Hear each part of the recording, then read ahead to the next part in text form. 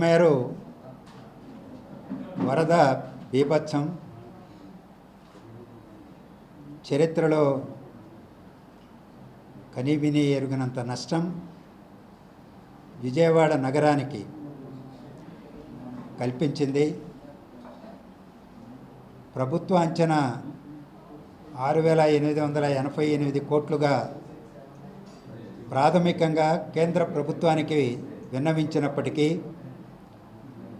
ఆ నష్టం దానికి రెండింతలు ఎక్కువగా ఉంటుందనే నేను భావిస్తా ఉన్నాను. అలాగే ప్రజలకు జరిగినటువంటి నష్టం చిన్న చిన్న వ్యాపారస్తులు కావచ్చు, పారిశ్రామికవేత్తలు కావచ్చు, పేదవాళ్ళు కావచ్చు, మధ్యతరగతి కుటుంబీకులకు జరిగినటువంటి నష్టం,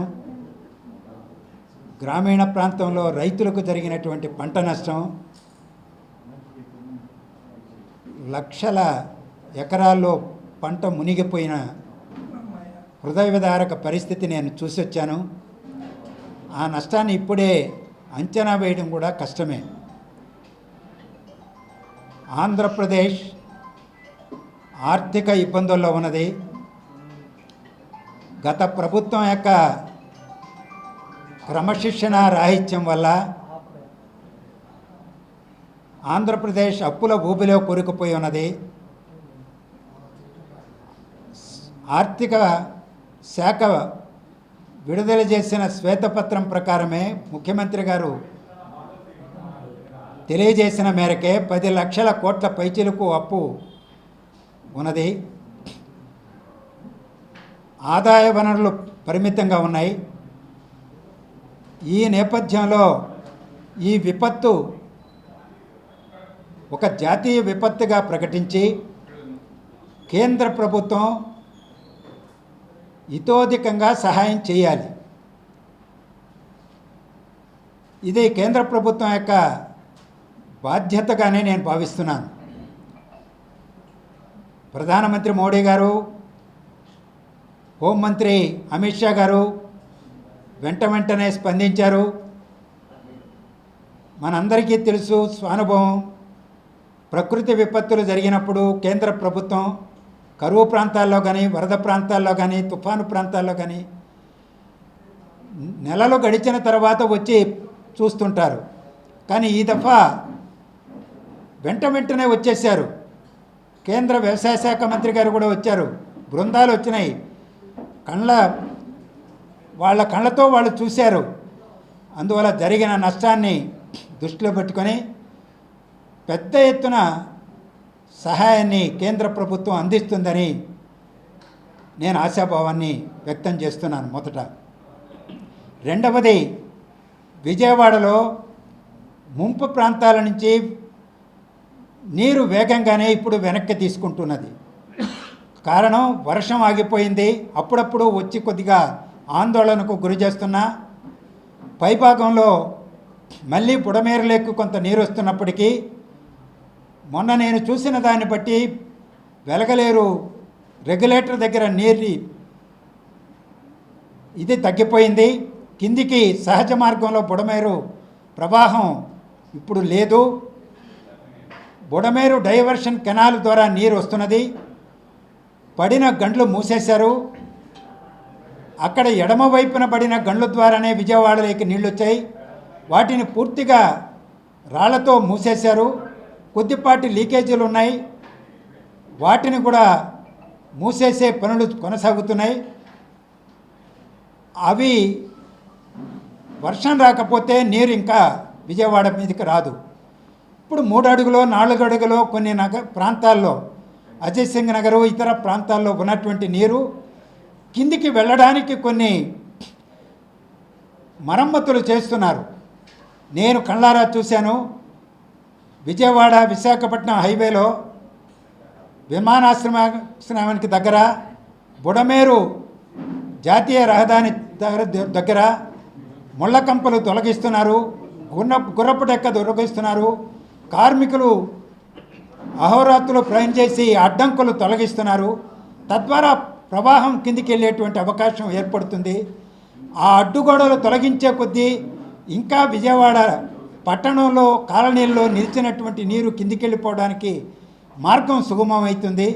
బహుశా 2-3 రోజుల్లోనే పూర్తి స్థాయిలో ఉపశమనం లభిస్తుంది అని నేను భావిస్తూ ఉన్నాను.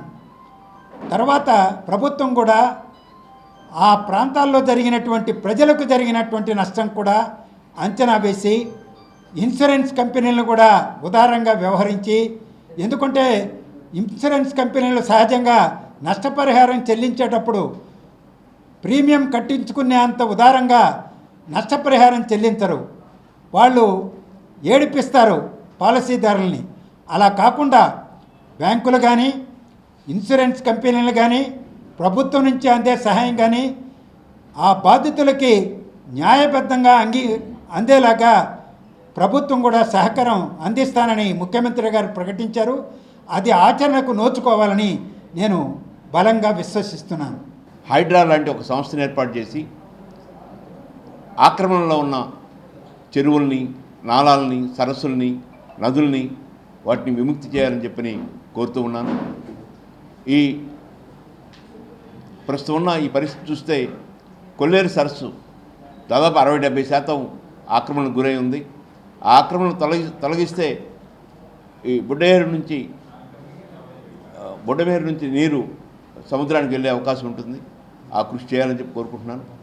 చిన్న తరహా, మధ్య తరహా నీటిపారుదల ప్రాజెక్టులకు ఎక్కువ ప్రాధాన్యత ఇవ్వాలని, చెక్ డ్యాములకు ఎక్కువ ప్రాధాన్యత ఇవ్వాలని, అన్ని రకాల ఆక్రమణని తొలగించడానికి కృషి చేయాలని చెప్పి నేను కోరుకుంటూ, ప్రభుత్వం గత 8 రోజులుగా చేస్తున్న కృషిని అభినందిస్తూ ఉన్నాం.